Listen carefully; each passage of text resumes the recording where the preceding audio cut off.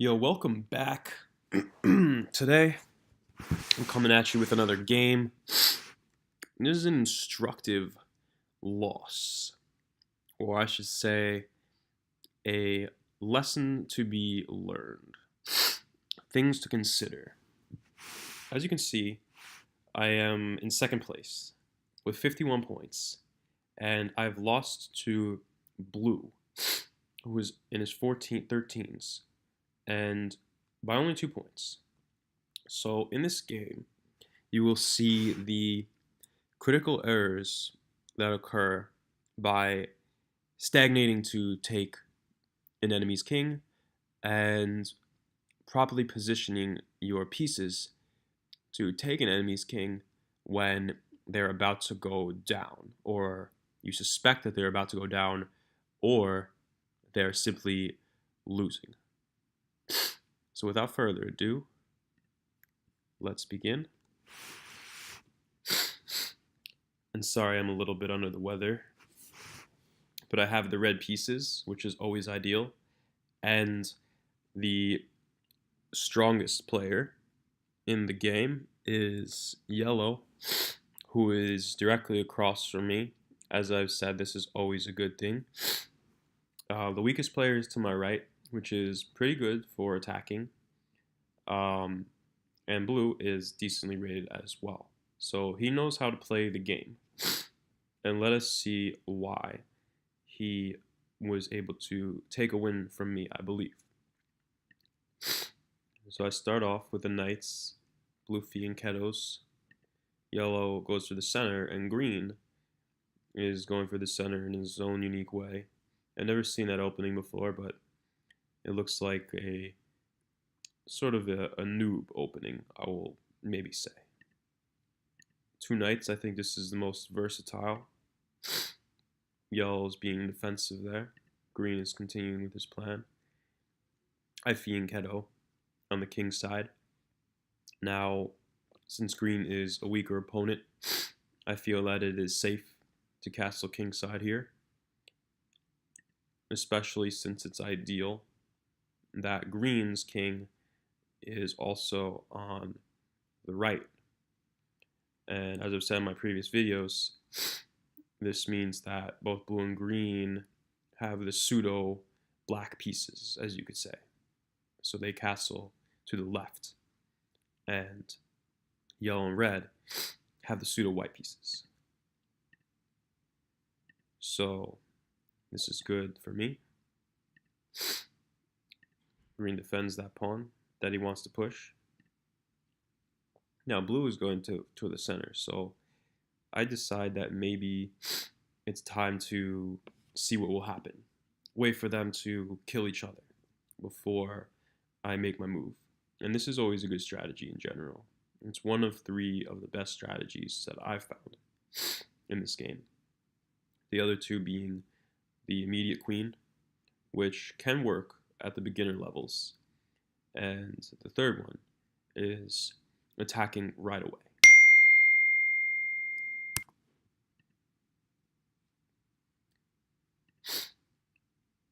Green's pushing.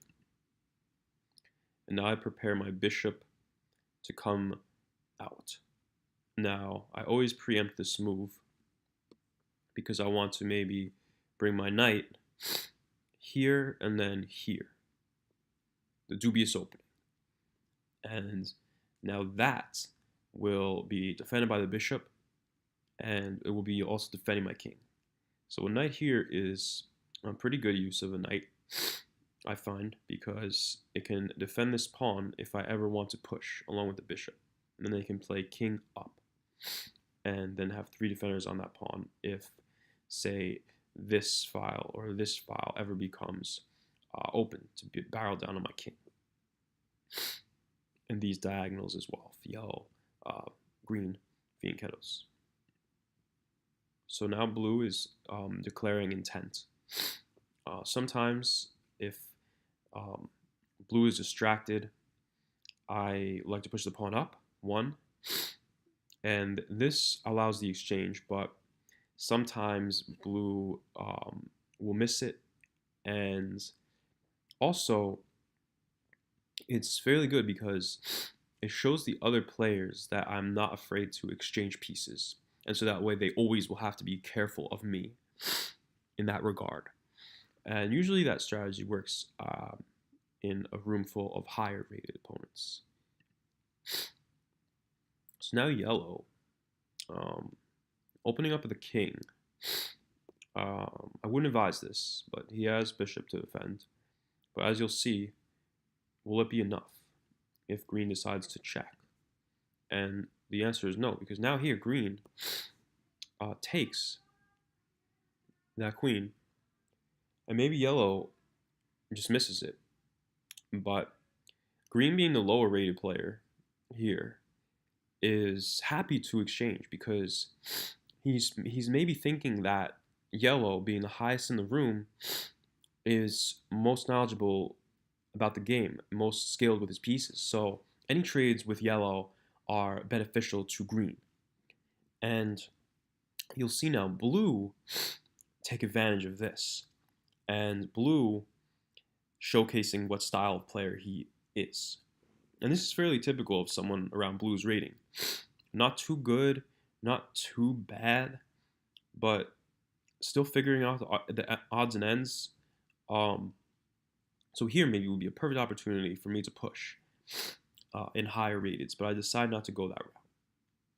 Rather, I decide just to data gather more about blue and blue style, because up until now I don't really know what type of player he is. Mid-level double fianchetto, pushing the pawn. This is all standard. So I simply maneuver my knight and take this time to develop. I don't see it as an opportunity to grab the center just yet, because green has his pawn in an unusual location. As you can see, if I were to promoting square is guarded by green, we've already seen his hostility, so we have to be careful of him.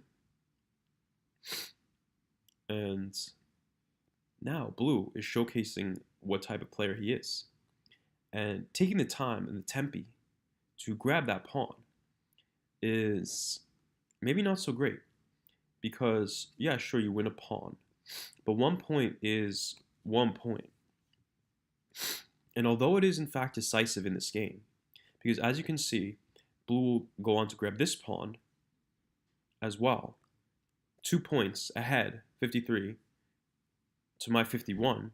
So in the end, that may have mattered, but I think that the point differential deciding the game was more due to my playstyle, not blue's.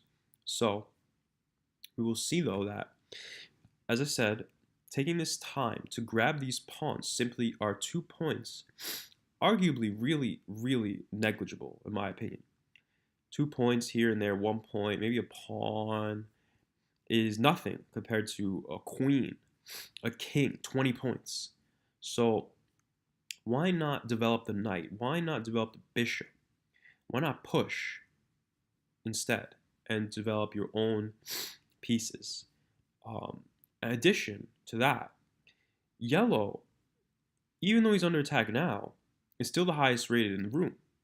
And he is going to remember that you have taken this pawn from him. And he is going to even seek revenge, if at all, just because he will seek maybe to punish blue just for doing that to him. And as we will see, the queen comes off. And now this is great because green is down the queen, and so I now am not afraid to push up this pawn. As I've said, an attack that happens to your right typically in this setup is the bishop here and the queen here, battering down on this knight. And if the pawn is in here, this knight comes in to the j5 square and is triple attacking this knight, which is pinned to the queen. And I always like to be careful of that. So now I complete my development with knight up, knight back. And blue grabs another pawn, attacking the rook. Rook has to move. Now I love to see this move, defending. it means to me that, okay, he's never going to push this pawn up, weakening this pawn. And now he is not going to be antagonizing me on the king side, which is great. So now I push. Not really too sure what to do here. Just defending, and I don't want any tactics down on this pawn here. Because as you can see, blue has this bishop, and now yellow has this rook. And I only have the bishop defending. So if there's ever any maybe coordination between the two, maybe say yellow decides to take, thinking that it will be defended by blue's bishop, and also being tapped by my bishop, then he might win that pawn. So that's something to look out for. If spontaneous coordination, I will call that. If two players decide to risk their own pieces that are double defended, both by one of yours and another opponent's, then that can be chaotic for all parties involved. But that is good when that is happening to all three players that are not you, because you can capitalize by either attacking one of them, or by going for the center, or by threatening a mate, or by threatening a piece. So always look out for that. Bishop back, logical. And now yellow is just trying to figure out what to do here, trying to get coordinated. Bishop here, okay. And now I push. Now I'm thinking of going to the center. I've completed my development. There's nothing else for me to do. I'm not being attacked. I'm well defended on all flanks. My king is safe. This is a defense. These knights are safe. The bishop is doing its job still. It doesn't really want to move from the square just yet because of that rook. And the rook is over here. Bishop there. Bishop there. Castles. That's great.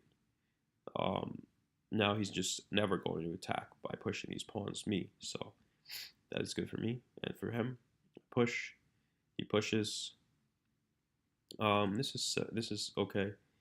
I would maybe get this knight in the game first, but knights are not really that important. But as you can see, when I push next, blue will be intimidated and not push by my higher rating. But as you can see as well, this bishop move and then castles by green is really questionable, because this pawn being already so far up the board, why not push it all the way 2 more spaces? I don't know. Instead of doing that, green decided that it was time to develop the bishop at that time. And now he decides to move the rook. Me pushing. Blue now doing what I said. Not pushing this pawn, but pushing the pawns together.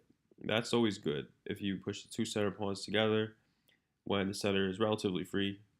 Then you get the rook in the game, you get the queen in the game, and that's what I plan to do as well. I plan to get the rook in the game, supporting this pawn. And these knights are here for another reason as well, not only to defend the king, but knights work best in this game, I believe, 4-player chess, when they have multiple functions. Sometimes you just need an in-between move, and a knight is a great piece to move an in-between move. So knights in this setup here have dual purpose. They're defending the king, and they're supporting the pawns. So I can push these pawns all the way up to here, and this pawn all the way up to here, and they'll be defended all the way by the knights. Here, here, and this by the queen, and then I got the rook in the game, and this is very solid pushing. These 2 queens, if I get them here, will be very, very good for me. So this is completely ideal. This is what you want in all your games. Yellow pushing, stopping green, and also keeping this green pawn there, making this further unlikely for me. So that's a shame. So I just pushed the other pawn. I'm thinking maybe I can get over here. Queen there. Right here, sorry. Blue is pushing as well. Now yellow attacks that green pawn. So I think maybe he's trying to help me, because he's down, and it's always good to help the player across from you, at least in the beginning. So maybe he will just take that pawn, but green doesn't allow. He defends and attacks my pawn, which is also attacked by the bishop. So I need to defend it, and I do so by pushing. I think this is ideal. Queen up in the center. I don't like that move, bearing down this diagonal to my king. And the rook isn't here to stop this. But as you will see, I capitalize on that by developing my last piece, tempi on the queen. And as you can see here, green goes down. So now, this king is completely free. And me, deciding here, out of all the games that I've played, I think, okay, I have this king in 3 moves with my knight. So simple. But I decided instead that, hey, I'm also 2 points from getting the queen. I have this king anyway. I already think that it's in the bag. Why not look at the bigger picture here? And it turns out that maybe I was trying to see the tree and looking too closely at the tree that I missed the forest.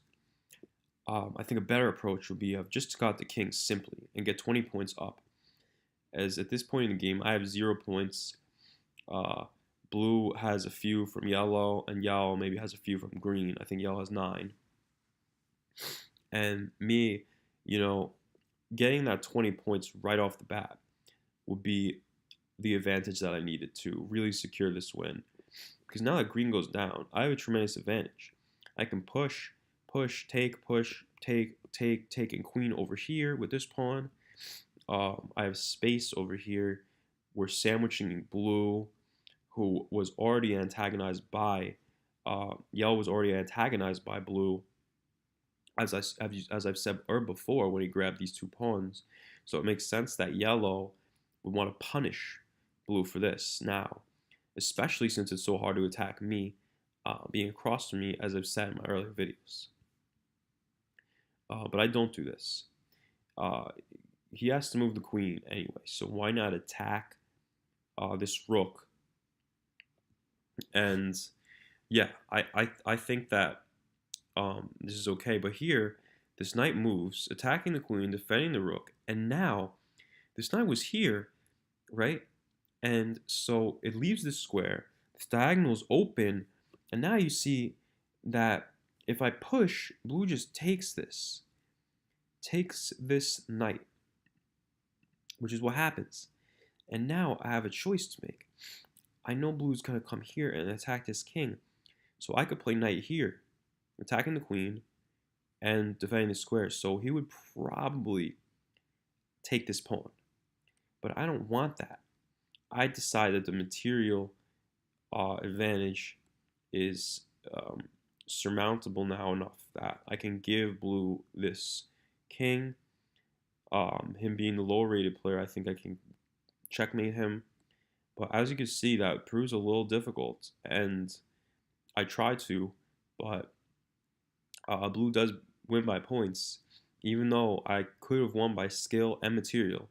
At the end, he had just simply beat me on points, knowing, as I said earlier, how to play the game, and I should not have given him the green king. And as you can even see, I'm usually good at managing these types of scenarios, but green went down unexpectedly.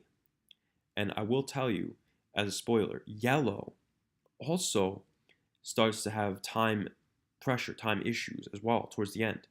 And I don't anticipate that yellow being high rated as he is, that yellow will go down, but he goes down as well, to my shock. And I should have anticipated this. But the whole game, the whole end game, blue has his pieces closer to the yellow king than I do. And this is a disaster for me because it just puts blue in the position to take yellow down before I can. And even though I try my hardest, from what I could see, to grab as much points from blue as possible, in the end, it's 2 points too little. And that's always something you have to keep in mind. So now yellow is pushing in a similar mannerism as I described earlier on the flanks, and using these pieces to these ghost pieces to queen. And I try for another queen. Blue stops me. So now I have some mating ideas here. Uh, but I don't see this bishop move that he has, which is bad because I'm thinking I'll move my rook here, my bishop here, attacking this rook, and then mate. Some type of check. Some type of mate with this bishop. These bishops here pointing at this king. But I shouldn't have moved the queen preemptively. I should have just kept it the home square, moved the rook first, maybe move the bishop, but I didn't see that move, so that's a mistake by me. And as you can see, this distraction between us is capitalized by yellow. He's pushing. He's going to get his queen now. Blue is getting his queen out active. And now I could take this pawn because my queen is defending. But I really don't mind yellow getting a queen as a threat, even though it's barreling it down on my king, which I don't like. In hindsight, I probably could have taken, but I wanted to address this bishop attack. So I defend with the knight. Comes back, attacking his pawn, putting his queen on the diagonal of my bishop. Questionable. So he queens in this chaos of the mess. He sees this tension and he exploits that. I retreat the knight, attacking the queen and the bishop. I'm not sure if this was so good to be so hostile towards blue. He attacks my knight instead of retreating the queen. He completely blunders. Completely blunders. As you can see, my queen and my bishop now are on this battery. And if this knight ever moves, it's in this pin. I mate. So I'm just putting pressure on blue. And yellow is just kind of capitalizing on this. He's seeing this and he's getting his own pieces. He's getting queens. It's not good. Because he is high rated. He knows how to play the game. And now he's just making in between moves. Eliminating these ghost pieces. Getting the pawns on this side of the board ready to push again. And maybe have an attack against me. And I decide that, well, I have to take the queen. Right? And 9 points is 9 points. Bishop for a queen, you always do it, I think, for the real queen. Now I move the knight because I don't want this pawn to get it. And I want to get it in the center here or maybe back. But as you can see, blue, out of pure hostility, and I say this in the comments, I comment, pure hostility, no response. He sacks the exchange. He sacks his powerful light square bishop for my knight. And that's so bad because I gave my light squared for his queen, and now he gives his light squared up. I only have the dark squared, so maybe he could exploit that weakness of mine later on, the light squared weakness. Even though I have two queens, I don't have that bishop. So this was just completely unnecessary by blue. I think he just did it out of pure hostility because I took his queen and he didn't see it. And he wanted to punish me. And I don't think that that's ever a good thing to do. That's very emotional. That's not sound. That's not logical chess. So don't do that.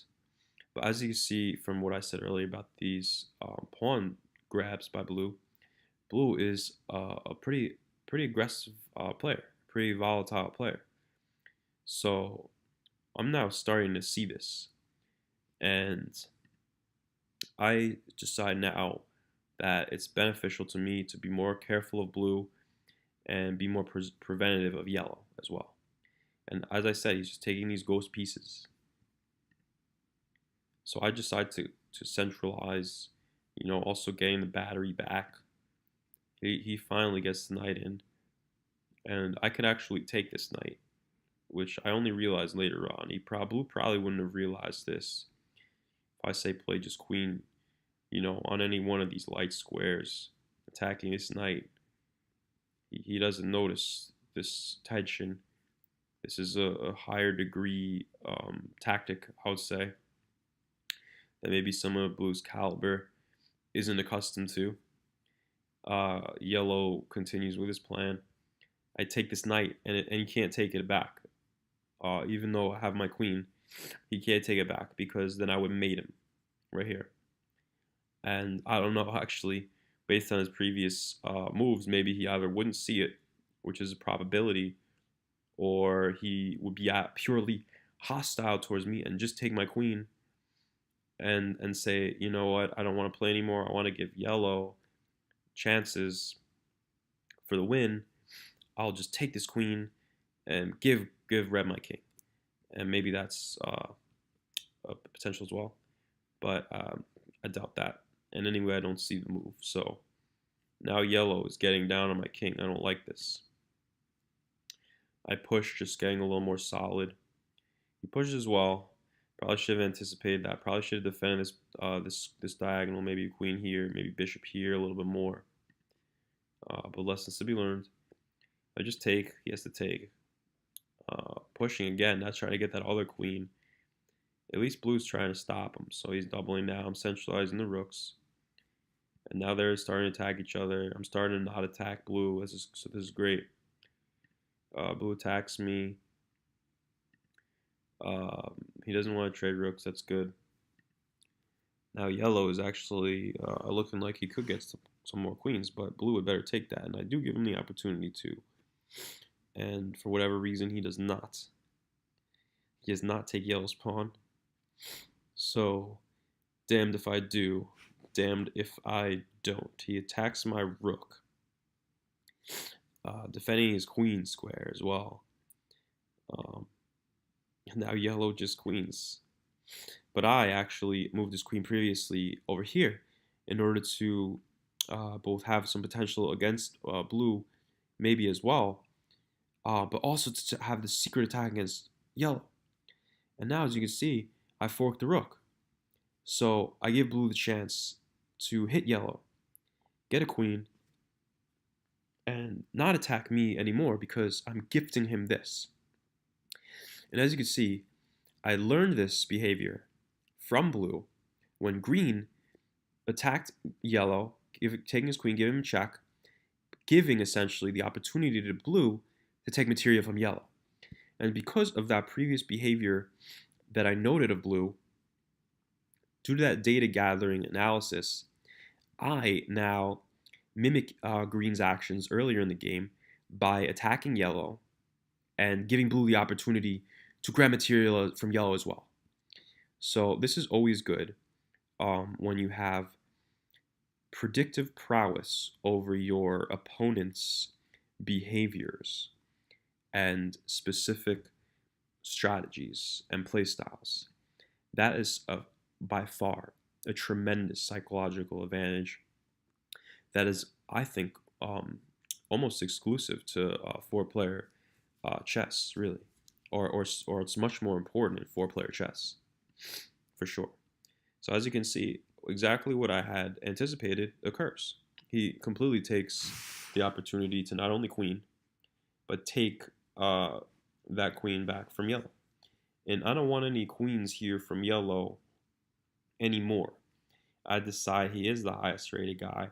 He has these open flanks. He's been taking these ghost pieces all game long to open me up. And my king is a perfect target for these rook, queen, however many queens he gets, battery.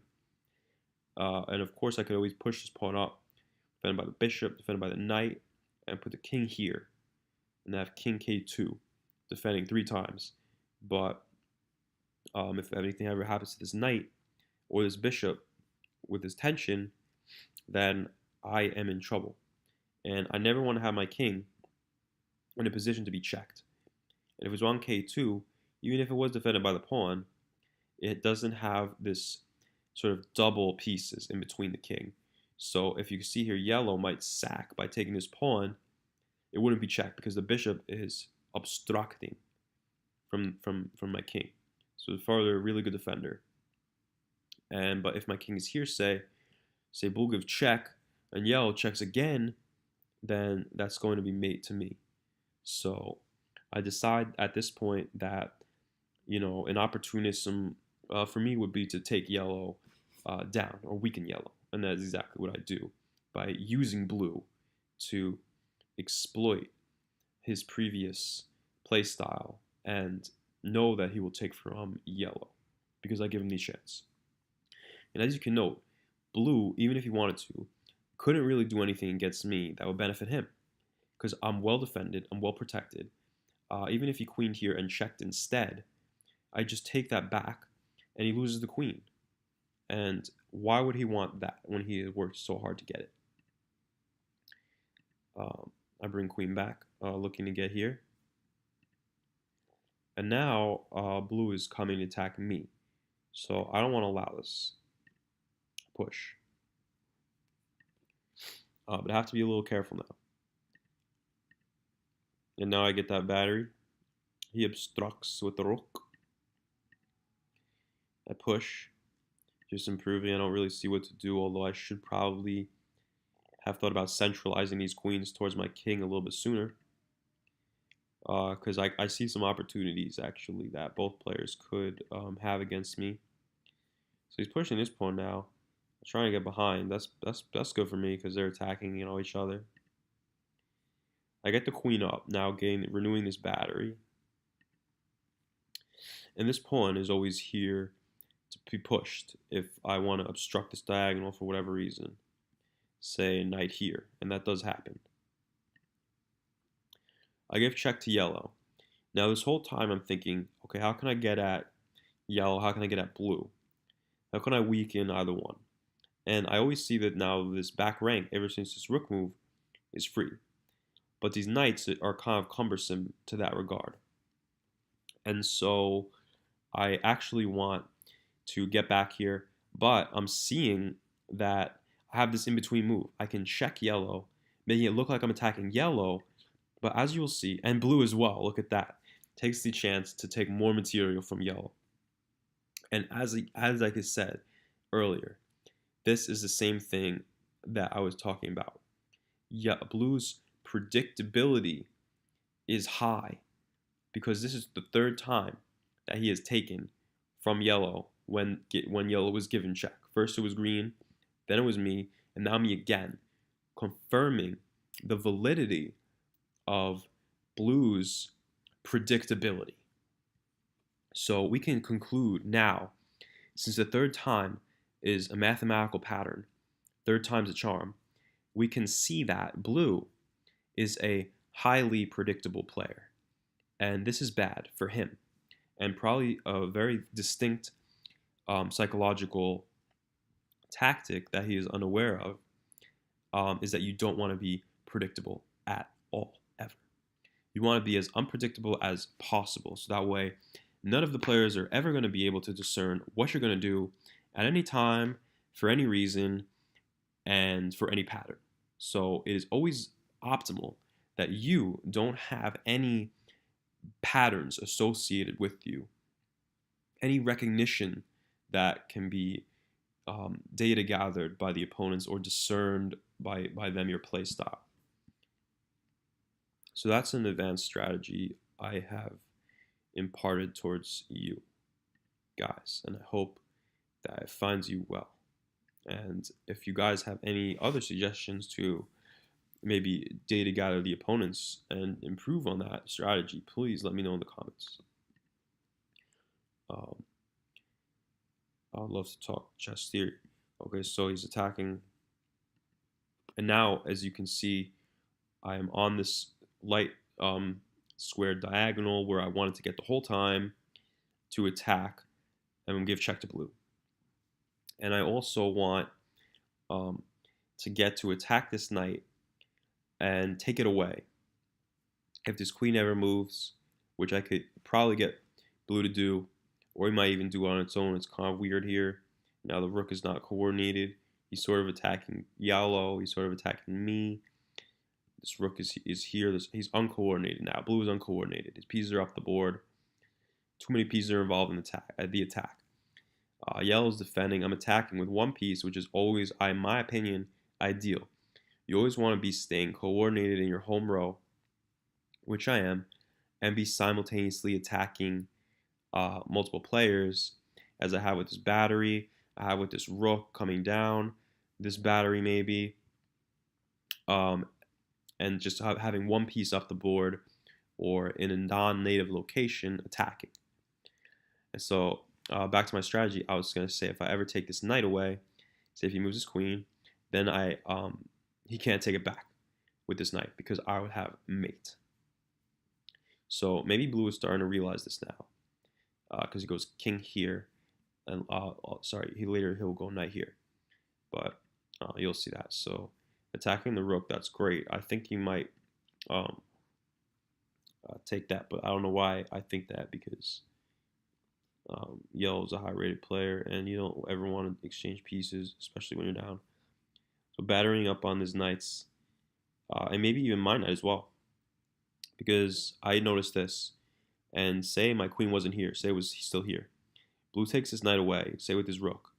And now if I take with pawn, I can't take this knight because yellow will mate me. And so I see that maybe move too late, but it's lucky for me that blue is a low rated and doesn't see that and exploit it as well. But that was an inaccuracy perhaps by me and something to look out for. Me just focus on this attack. I maybe didn't see that, but I do see it eventually and coordinate with my queen. So now I'm super tight, super coordinated. These pawns are never really going to be attacked. Chain is strong. Blocking blues, maybe pushing here later, and everything is super solid. Open files, battery, knight defends, king is pretty versatile. I can move it. Any move will be good. Excuse me, I'm getting over something. And the queen is up the board attacking. And yellow now. This is great. He's attacking my queen, and I move it up, and this is exactly where I was going to move it anyway the whole time. Because I want to get this knight away from blue. But now maybe he sees it. Now maybe he sees it because he plays the knight here, guarding this and opening up. So now I have to play, and it's good that now he's attacking here because now he sees there's tension, and yellow's desperate. So now I play the pawn move, which is something I had the whole time. It's always good to know that at any point in time, if there's any tactics your opponents may think they have, you can defend by obstructing. And that's exactly what I do here. So queen coming in now. I don't like this. It's kind of defending the pawn, kind of attacking my pawn. But it's not great. But now here, yellow also, I noticed he was going down on time. He was going down like in small intervals, like over the last maybe 10 moves. He was going down 5 seconds each time, maybe 3 seconds each time. And I think that, okay, yellow's just thinking he's in a bad position, but he's not going to lose because, he's a high-rated player. He's still going to stay in the game. He's still going to make opportunities for himself. But he just goes down. And I was thinking this the whole time, like, okay, I'm attacking blue, but maybe yellow does go down like green. Am I close enough to the yellow king where I can take that away? And the answer, as you can see from this video title and the whole purpose of this video in general, is no, I'm not in a position to get the yellow king. And this goes back to the very bare essentials of the theories that I blatantly violated. Is one, it's first of all hard to attack the player adjacent to you. So if you're noticing that they're low on time, you should position yourself to be able to capture their king. And second, I had the chance to take green's king early on and get that point deficit away from blue, and I would have been okay. I would have won if I had fulfilled either of those two things. But I got cocky. I saw that blue was kind of easy to exploit, maybe tactically. And I saw intellectually that I had discerned blue's algorithm, blue's behavioral framework. I knew that he was a highly predictable player, and I knew what moves he was going to make. I knew what moves he missed to exploit me. So in actuality, the instruction of this game lies in the fact that even though I had a mastery over in-depth analytics, I violated basic principles of this game, and that was my downfall. That was my internal fatal error here. And as you can tell, my strategies were geared towards higher rated opponents.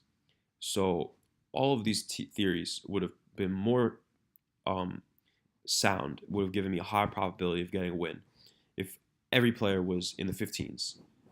And as you can tell, I I kind of missed sort of since I'm not so used to playing at these low ratings sometimes because only I actually just adjusted the settings so I could play with my buddy who's new to the game.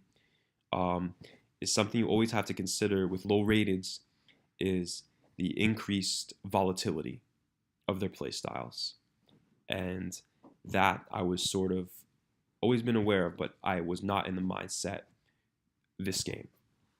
So sometimes here, and I notice actually at this point in the game, blue has um, 33 points, and me, I have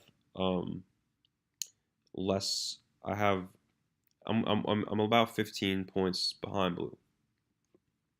So he gets the king. I now see he's getting this king. I see he's going to be at 53, and I see, uh-oh, I better just get as much material as possible. And in hindsight, maybe I should have played pawn up. I'm not sure, really. I wasn't considering it in depth. I don't think it would have mattered.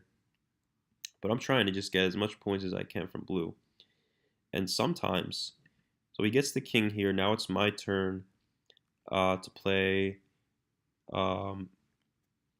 the moves that will get me the most points, and I take the rook. But here I'm only at 50. I'm at 50 points here. So blue moves pawn up. He doesn't resign and claim the win right away. And sometimes, so I claim the pawn here, and I'm at 51. But sometimes, as I was about to say, is that the player who is winning by points doesn't know that you can resign and win. So it is always beneficial to try to still get enough points to where you are not in a losing position if they resign and win. Because say I were to get 2 more points, just 2 more points, which I don't think I could have, but maybe I'm not sure. But say I were to get those 2 points. Now I easily win by outsmarting and outplaying blue. But blue resigns and won.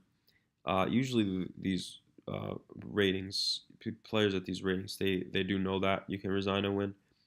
And I think here I was at maybe 31 points. He resigned and I got 20. So I hope you learned something from that game.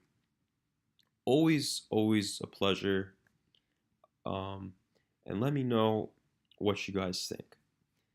Thank you and have a great one.